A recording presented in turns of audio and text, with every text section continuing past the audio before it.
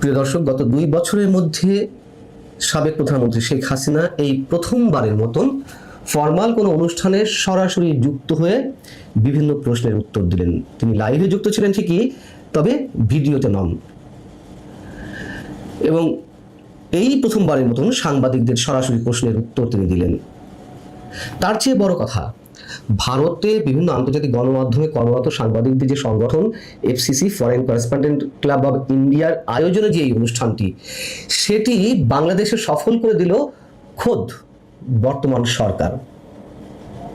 তার আজকের যে বক্তব্য যেভাবে আশা করা হচ্ছিল, সেই জায়গা থেকে সরকারের মধ্যে একটি ভীতির সঞ্চার হয়েছিল, একটি ঝাঁকুনির সৃষ্টি হয়েছিল, এবং সেই ঝাঁকুনি থেকে তার বক্তব্য প্রচারের উপরে একটা নিষেধাজ্ঞা নতুন করে এলো যে বিদ্বেষপূর্ণ কোনো কিছু প্রচার করা যাবে না। আবার সরকারি নীতি নির্ধারকদের কেউ কেউ সরাসরি বললো যে বক্তব্য প্রচার করলেই মোটামুটি ব্যবস্থা নেওয়া হবে। যাও, অনেকের ধারণা ছিল যে এই অনুষ্ঠান থেকেই শেখ হাসিনা দেশে ফেরার বিষয়ে সরাসরি নির্দিষ্ট দিনক্ষণ তিনি ঘোষণা করবেন। তার চেয়েও বড় বিষয়, সরকারের মধ্যে যেই গুঞ্জনটি ছিল যে তিনি বোধহয় বিশেষ কোনো নির্দেশনা দিবেন, যেহেতু অনুষ্ঠানটি 5 আগস্ট হচ্ছে। তো সেই জায়গা থেকে এক ধরনের দোলাচলের সৃষ্টি হলো সরকারের মধ্যে, এবং সরকার যত বেশি নিষেধাজ্ঞা জারি করলো, তাতে কি হলো, ভারত এবং বাংলাদেশের, আওয়ামী লীগ তো বটেই, ভারত এবং বাংলাদেশের বিভিন্ন শ্রেণী পেশার মানুষের মধ্যে আজকের এই অনুষ্ঠান নিয়ে তীব্র কৌতূহলের সৃষ্টি হলো। স্বাভাবিকভাবে এর আগে শেখ হাসিনার এই ধরনের বক্তব্য অনলাইনে যতটা মানুষ অ্যাটেন্টিভলি না শুনেছে, তার চেয়ে অনেক অনেক বেশি গুণ মানুষ আজকের তার এই বক্তব্য শুনেছে। ঠিক 6:30টায় লাখ লাখ মানুষ বসে গেছে সোশ্যাল মিডিয়ার সামনে, এবং সোশ্যাল মিডিয়ায় সকাল থেকেই বিভিন্ন ব্যক্তিগত প্রোফাইল থেকে কোন লিঙ্কে তার এই অনুষ্ঠান শোনা যাবে, দেখা যাবে, সেগুলো শেয়ার হচ্ছিল। এবং আওয়ামী লীগের ফেসবুক পেজ থেকে শুরু করে সজীব ওয়াজেদের যে ব্যক্তিগত প্রোফাইল, সেটি থেকে শুরু করে অসংখ্য মানুষ এটি শেয়ার করেছে। শুধু আওয়ামী লীগের ফেসবুক পেজেই আমি খেয়াল করলাম লাখ লাখ মানুষ অ্যাট দ্য সেম টাইম এই অনুষ্ঠান দেখছিল বা শুনছিল। তাহলে কি বলা যায় এটিকে? এবং আমি নিশ্চিত শেখ হাসিনার যারা শত্রু, তারা সহ সরকারের মধ্য থেকে নীতি নির্ধারকদের অনেকেও আমার মনে হয় তারা সরাসরি এই অনুষ্ঠানটি শুনেছেন বা দেখেছেন। কিন্তু সরকার আসলে এত সব যে আয়োজন করলো, বিটিআরসি কে নির্দেশনা দিয়ে বা আইসিটির পক্ষ থেকে যে তার বিভিন্ন বক্তব্য সরিয়ে নেওয়া হোক, বা গণমাধ্যমে তার বক্তব্য প্রচার করা যাবে না, এত সব যে নির্দেশনা, তাতে লাভের লাভ কি হলো সরকারের? আবার সরকার সম্ভবত ভেবেছিল যেহেতু 5 আগস্টের দিনে এই অনুষ্ঠান, সেহেতু সেখান থেকে শেখ হাসিনা কি না কি নির্দেশনা দেন দলীয় নেতাকর্মীদের উদ্দেশ্যে, আর নির্দেশনা শুনেই হাজার হাজার নেতাকর্মী হুড়মুড় করে রাজপথে নেমে এসে যদি কোনো ধরনের অস্থিতিশীল পরিবেশ সৃষ্টি করে, সম্ভবত সে কারণেই বক্তব্য প্রচারের আগেই শেখ হাসিনাকে ঘিরে বা তার বক্তব্যকে ঘিরে সরকারের মধ্যে এক ধরনের উৎকণ্ঠা তৈরি হতে থাকে। বাংলাদেশের অনেক গণমাধ্যমই আজকের এই অনুষ্ঠানের কোনো খবর দেয়নি।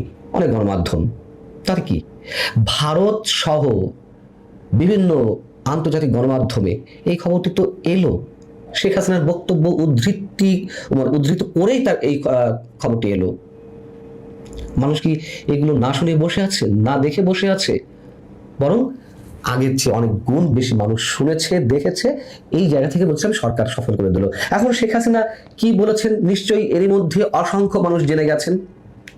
তিনি 5 আগস্ট আন্দোলনকে কেন্দ্র করে কি কি ঘটেছিল তার সম্পর্কে বেশ কিছুক্ষণ বর্ণনা দিয়েছেন, এবং এই জায়গাটি সরকারের কাছে বিদ্বেষমূলক মনে হতে পারে বিধায় আমি সরকারি নির্দেশনার প্রতি শ্রদ্ধাশীল থেকে সেটি আর পুনর্ব্যক্ত করছি না, বা এটি পুনর্ব্যক্ত করারও কিছু নেই। এইসব কথা শেখ হাসিনা এর আগেও বলেছেন।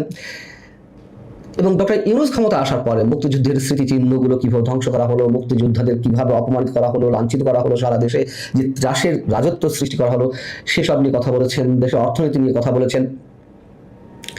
এবং মোটা দাগে তিনি যেসব দাবি জানিয়েছেন যে আওয়ামী লীগের রাজনৈতিক কার্যক্রমের উপর যে নিষেধাজ্ঞা রয়েছে সেটি তুলে নিতে হবে, আওয়ামী লীগের নেতাকর্মীদের মুক্তি দিতে হবে, গণমাধ্যমের স্বাধীনতা নিশ্চিত করতে হবে, এবং যত হুমকি আসুক না কেন তিনি দেশে ফিরবেন। তার বক্তব্য শেষে শুরু হলো সম্ভবত এই প্রথমবারের মতন সরাসরি প্রশ্নোত্তর পর্ব। একে একে অনেক সাংবাদিক প্রশ্ন করেছেন এবং অধিকাংশ সাংবাদিকের প্রশ্ন ছিল যে তিনি ডিসেম্বরের মধ্যে বাংলাদেশে ফেরার ঘোষণা দিয়েছেন ঠিকই, তিনি আসলে সুনির্দিষ্টভাবে কবে, কখন, কিভাবে দেশে ফিরতে চান, পরিকল্পনা কি দেশে ফেরার বিষয়ে, কোন প্রক্রিয়ায় তিনি ফিরতে চান, তিনি দেশে ফেরার বিষয়ে দিনক্ষণ স্পষ্ট করে কিছু বলেননি। সাংবাদিকরা যখন একের পর এক একই ধরনের প্রশ্ন করে যাচ্ছেন, তখন তিনি বললেন যে যেহেতু ডিসেম্বর আমাদের বিজয়ের মাস, মানুষকে বিজয়ের স্বাদ দিতে তিনি আরো একবার এই ডিসেম্বরেই ফিরে আসতে চান। এর আগেও তো বারবার ফিরে এসেছেন, তিনি তার বক্তব্যে যেসব কথাবার্তা তুলে ধরেছেন যে অনেক হুমকি এসেছে, তাকে কারাগারেও আটক করা হয়েছে, কারাগারে আটকের হুমকি ছিল, তারপরেও দেশে ফিরেছেন, দেশে ফেরার পরে আটক হতে হয়েছে। এবারও যত হুমকি আসুক না কেন তিনি ডিসেম্বরের মধ্যেই ফিরতে চান। সরকারের সাথে আওয়ামী লীগের বা তার কোনো যোগাযোগ হয়েছে কিনা এই প্রশ্নের উত্তরটি দিয়েছে তার পুত্র সজীব ওয়াজেদ জয়। তিনি বলেছেন যে সরকারের সাথে যোগাযোগ এখনো পর্যন্ত কোনো বিষয় হয়নি। তো সরকারের সাথে যোগাযোগ না হলে তিনি আসলে কিভাবে ফিরবেন? পাল্টা এই প্রশ্নের জবাবে শেখ হাসিনা আবারও কথা বললেন।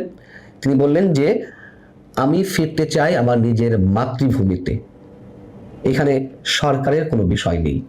এই হচ্ছে টোটাল সিনারিও, যে বহুল আলোচিত সংবাদ সম্মেলন অথবা এফসিসির যে অনুষ্ঠান 5 আগস্টকে কেন্দ্র করে, সেটির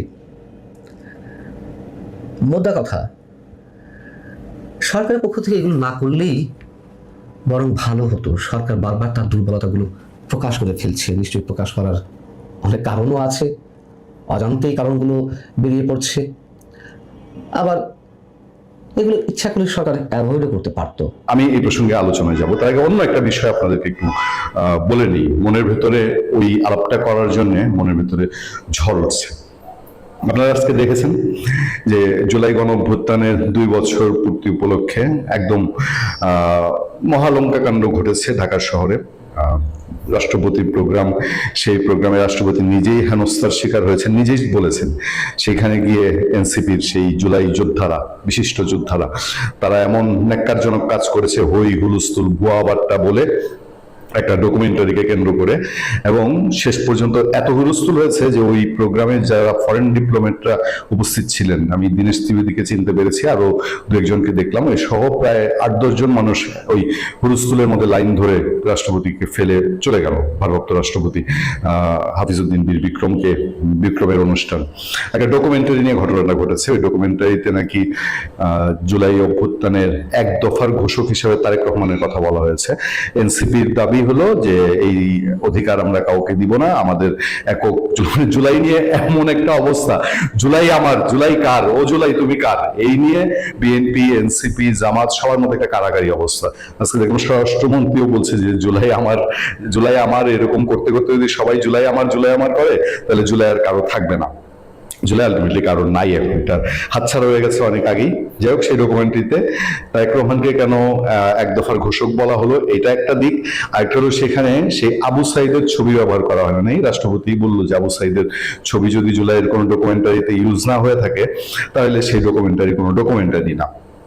সেখান থেকে চলে গেল আরেকটা অনুষ্ঠানে, যেখানে তারেক রহমান উপস্থিত, প্রধানমন্ত্রী তারেক রহমান, সেখানে উপস্থিত করা হলো জুলাই জাদুঘরের উদ্বোধন অনুষ্ঠান। সেইখানে অতিথি ছিল সেই বাংলাদেশের কুখ্যাত এ যাবৎকালের চিহ্নিত কালপিট, অপশাসক, দুঃশাসক, ফেসিবাদী স্বৈরশাসক ডক্টর মোহাম্মদ ইউনূস। সেই ডক্টর মোহাম্মদ ইউনূসকে তারেক রহমান একদম একরকম হাতে ধরে মঞ্চে বরণ করলেন। হাতে ধরে তিনি শ্রদ্ধা স্নেহের সাথে বা শ্রদ্ধার সাথে তাকে তার পাশের চেয়ারে বসালেন।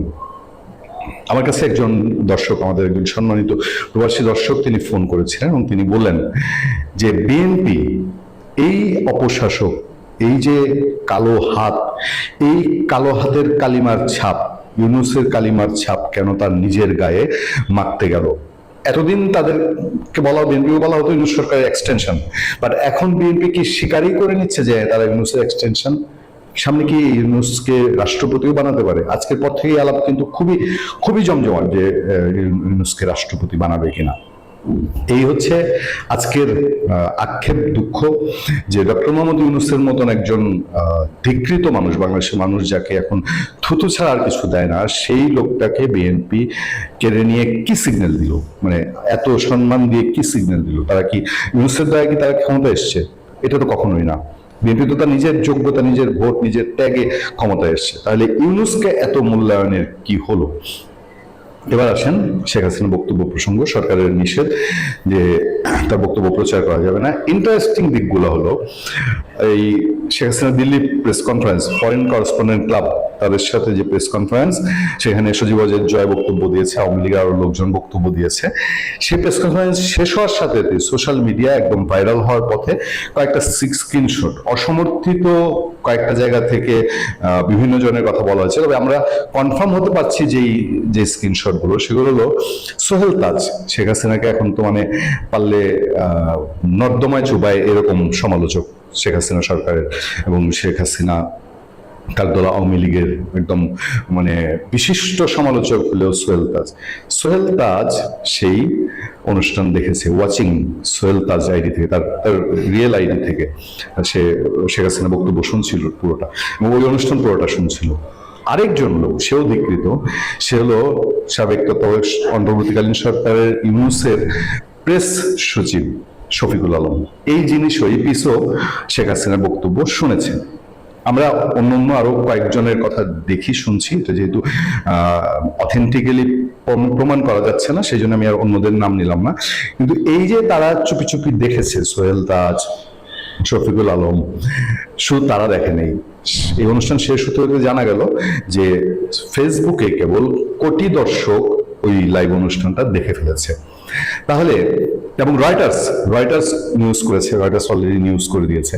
কেউ কেউ বলছেন এখন যে চুপি চুপি আপনারা যে দেখছেন এই শেখ হাসিনার বক্তব্য, আপনাদের কি অন্যায় হচ্ছে না? আপনাদের কি সরকার জেলে নেবে বা আপনাদের কি বাধা দিবে?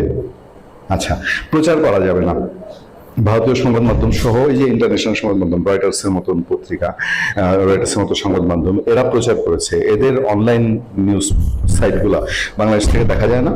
তো বাংলাদেশে যারা এগুলো পড়বে তাদের বিরুদ্ধে কি ব্যবস্থা নেওয়া হবে?